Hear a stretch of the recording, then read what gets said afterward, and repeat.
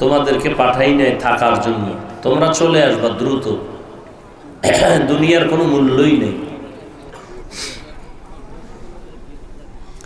হাদিসে নবী বলেন, আর দুনিয়া মাজরাতুল আখিরা, দুনিয়া আখিরাতের ফসল কামাইয়ের জন্য। ওয়ান্না সাইয়্যিদানা ওয়া সানাদানা ওয়া হাবিবানা ওয়া হাবিবা রাব্বিনা ওয়া তাবিবানা ওয়া তাবিবা কুলুবিনা ওয়া মাওলানা মুহাম্মাদান আবদুহু ওয়া রাসূলুহু আরসালাহু বিল হাক্কি বাশীরাও ওয়া নাযীরা وداعيا إلى الله بإذنه وسراجا منيرا اللهم صل على محمد النبي الأمي وعلى آله وسلم تسليما وبعد فأعوذ بالله من الشيطان الرجيم بسم الله الرحمن الرحيم يا أيها الذين آمنوا اتقوا الله ولتنظر نفس ما قدمت لغد واتقوا الله إن الله خبير بما تعملون وقال رسول الله صلى الله عليه وآله وسلم الدنيا سجن المؤمن وجنة الكافر أو كما قال النبي عليه الصلاة والسلام صدق الله مولانا العظيم وصدق رسوله النبي الأمي الكريم ونحن على ذلك من الشاهدين والشاكرين والذاكرين والحمد لله رب العالمين سبحانك لا علم لنا إلا ما علمتنا إنك أنت العليم الحكيم رب اشرح لي صدري ويسر لي أمري واحلل عقدة من لساني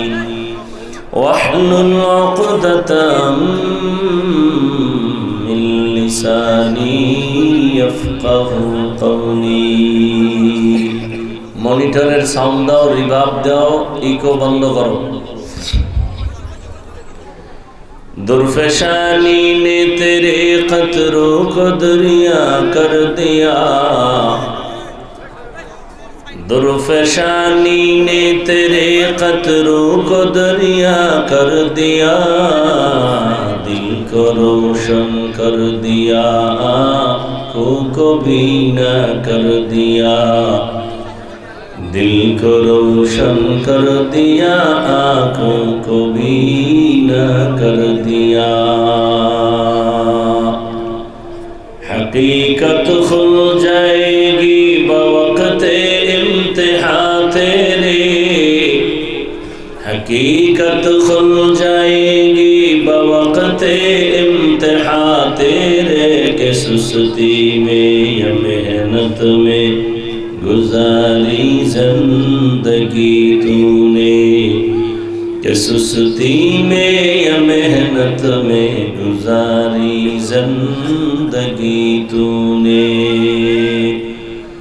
मुहम्मद ने आकर कुफर को मिटाया,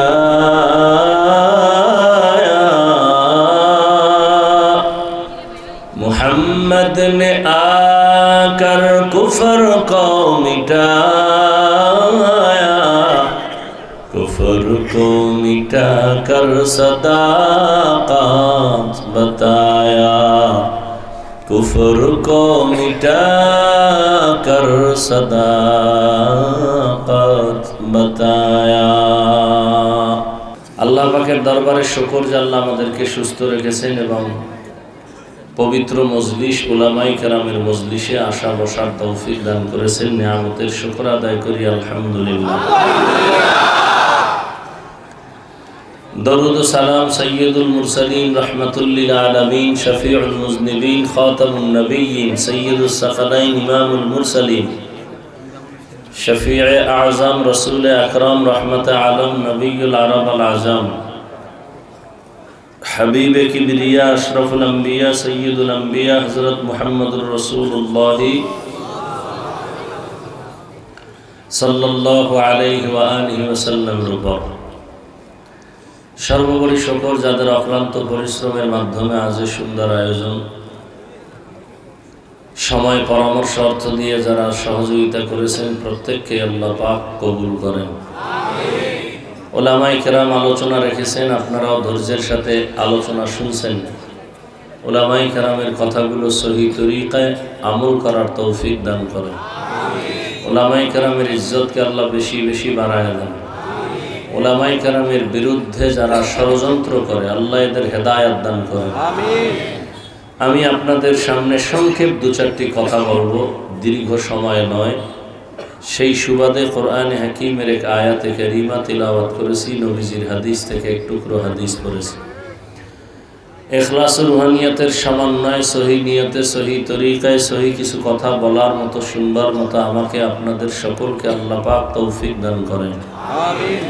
ইয়া আইয়ুহাল্লাযীনা আমানুত্তাকুল্লাহ, আল্লাহ বলেন হে মুমিন তোমরা তাকওয়া অর্জন করো তথা আমাকে ভয় করো। ওয়ালতানজুর নাফসুম মা কদ্দামাত লিগাদিন ওয়াত্তাকুল্লাহ, এবং তোমরা সামনের জীবনের জন্য কি সম্বল সঞ্চয় করেছো সেই খেয়াল করো, ফিকির করো, ভালো করে গভীরভাবে নজর করো। ওয়াত্তাকুল্লাহ, আল্লাহ বলেন আমাকে ভয় করো।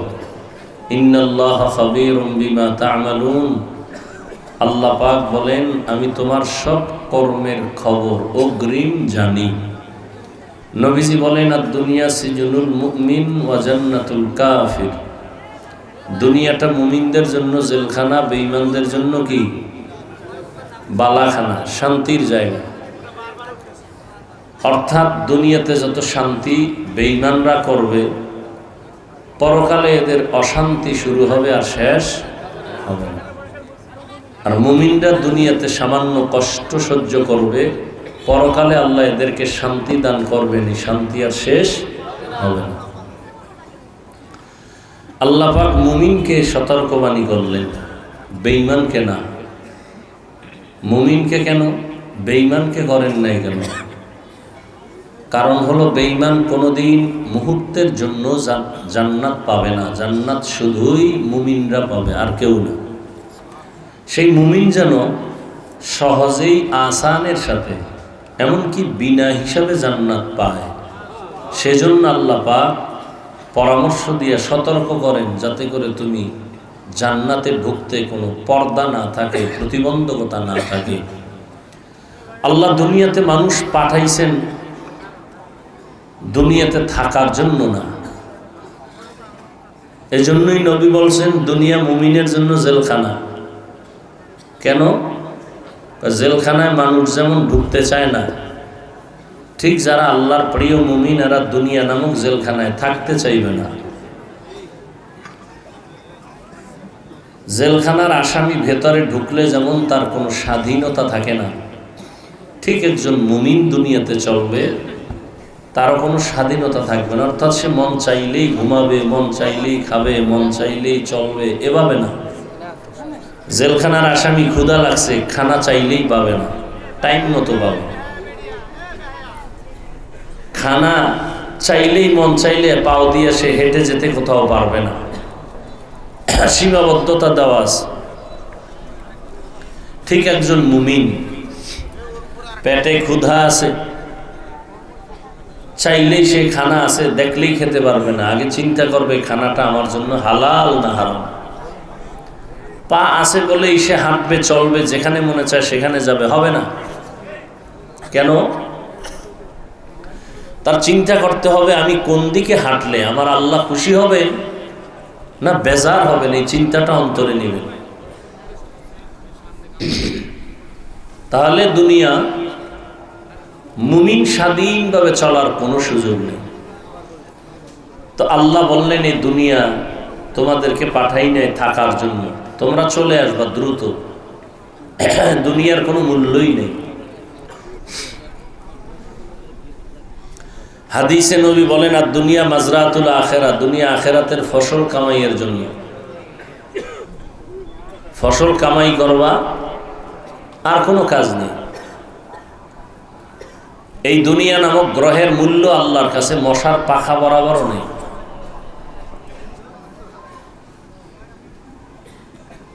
এই জন্য নবীজি বলেন মুমিনের ঈমান চলে যাওয়ার যদি বেশি ভয় না হতো, তাহলে বেঈমানকে আল্লাহ এই পরিমাণ সম্পদ দিতেন যে ওরা সিঁড়ি বানাইতো দোতলায় উঠার স্বর্ণ দিয়া।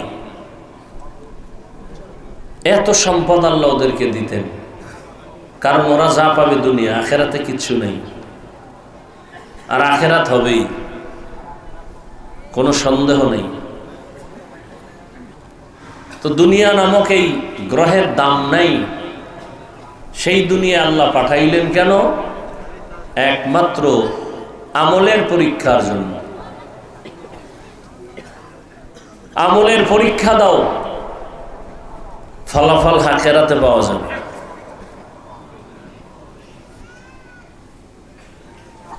আমলের পরীক্ষা দিয়া দ্রুত তৈরি থাকো জান্নাতে যাওয়া। দুনিয়াতে থাকার জন্য বাড়িঘর করো না, এ বাড়ি তোমার আসল বাড়ি না। এই বাড়িতে 1 সেকেন্ড থাকার গ্যারান্টি নেই। এই যে বেশি দিন হয় নাই, বিদেশ থেকে একটা যুবক ছেলে আসছে, একটা মেয়ে, তার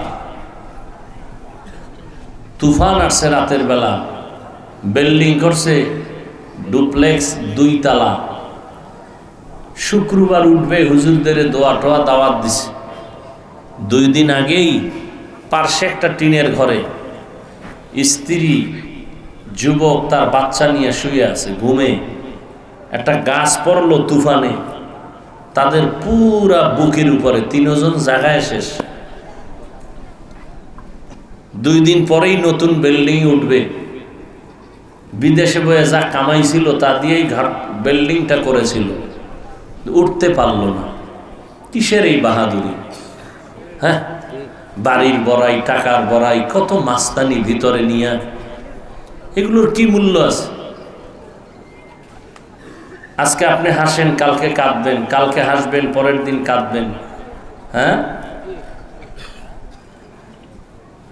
আপনাকে দেখে একজনে হাসছে, এখন সে কাঁদে, আপনি আবার হাসতেছেন, আপনিও কয়েকদিন পর কাঁদবেন। এই তো দুনিয়া। এসে আমরাই ভালো আছি, আল্লাহর শুকর। কি টাকা নাই, পয়সা নাই, বাড়ি নাই, গাড়ি নাই, কোনো টেনশনও নাই। কে ক্ষমতায় আসবে না আসবে নিয়ে কোনো চিন্তাও নাই। সবাই হুজুরদের সালাম দিয়েই চলতে হবে। যারা বেয়াদবি করবে এদের পতনটা মরার আগেই হয়ে যাবে। তাহলে অনেক শান্তিতে আছি না আমরা? গরিবেরা আরো শান্তিতে আছে। এই সম্মান, এই শান্তি কে দিছেন? আল্লাহ। কই আমরা তো দুনিয়া দুনিয়া করি না, আল্লাহ আল্লাহ কইরা মানুষকে পাও ধরিয়া ধরিয়া বুঝাইতেছি। এজন্য কি আমরা না খাই রয়েছি? মহামারী করোনায় সব বন্ধ, দোকান, ফ্যাক্টরি, চাকরি, ব্যবসা বাণিজ্য সব। আমাকে হুজুর গো কোনো মাদ্রাসা বন্ধ হয় নাই, আল্লাহর শুকর। হইছে? করোনায় ট্রিপল মাস্ক লাগাইয়া বয়ে রয়েছে সব মাস্তানেরা, মরবে না। আর সেই সময় করোনার লাশ হুজুরেরা কাঁধে নিয়ে গোসল করাইয়া জানাজা পড়াইয়া কবরে রাখছে, কোনো হুজুর তো মরে নাই।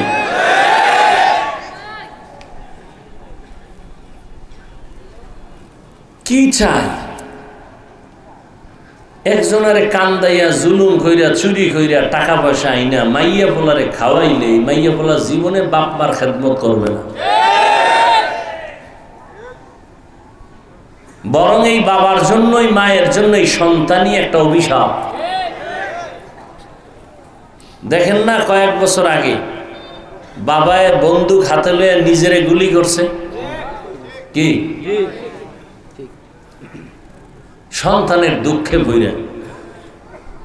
সন্তান আল্লাহ দিছে, 50টা সন্তানের বাপ হওয়া বাহাদুরি না, একটা আদর্শ সন্তানের বাপ হওয়া বাহাদুরি।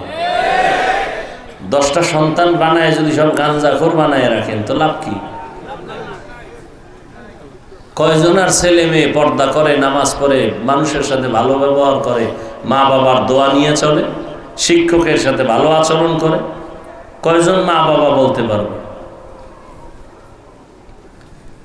দুনিয়ার পিছনে ঘুরতে ঘুরতে ঘুরতে ঘুরতে না দুনিয়া পাইল না আখেরাত পাইল। এ যারা দুনিয়া দুনিয়া করে এরা দুইটা জিনিস চায়, এক চায় সম্মান আর এক শান্তি। আমি তো আল্লাহর কসম করে বলি দুনিয়াদারেরা একটাও হয় না, ওগো কপালে সম্মানও নাই শান্তিও নেই। সম্মান আছে, জুতার মালা বইরে দৌড় কি কারণ? কি টাকা দিয়ে সম্মান কিনলে প্রথমে ফুলের মালা, এরপরে জুতার মালা। আর আল্লাহ সম্মান দিলে দুনিয়ায় বাদশাহ আখেরাতেও বাদশাহ। কোন সম্মান ভালো? আল্লাহর দেওয়া। টাকা দিয়ে সম্মান কিনলে বিপদ। আমার ভক্তবৃন্দ অনেক, কি ভক্ত? টাকা, যারা টাকা দিয়েও লোক বন্ধু বান্ধব ভক্ত বানায় না, কতক্ষণ এগো মেয়াদ? টাকা দিবে যতক্ষণ ততক্ষণ, টাকা দিবে না এরাই তার দুশ্মন। আলাদা দুশ্মন ভাড়া করা লাগবে।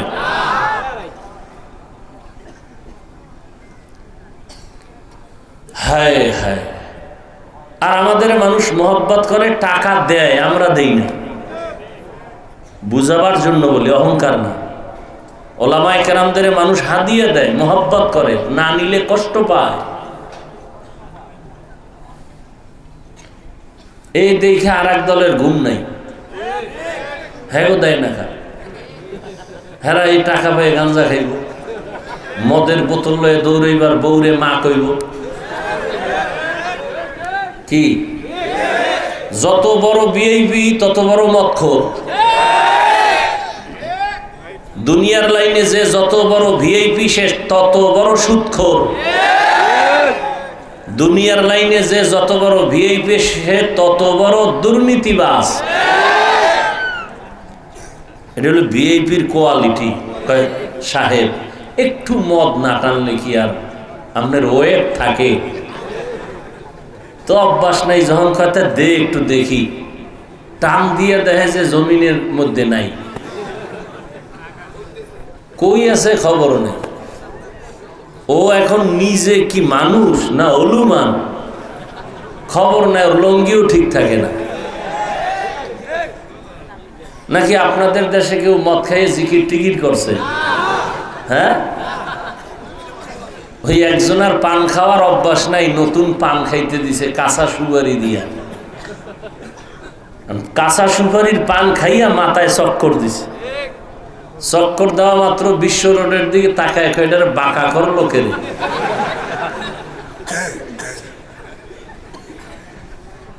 তো দুনিয়ার লাইনে যে যত বড় ভিআইপি সে তত বড় নেশাখোর, মদখোর, গাঞ্জাখোর।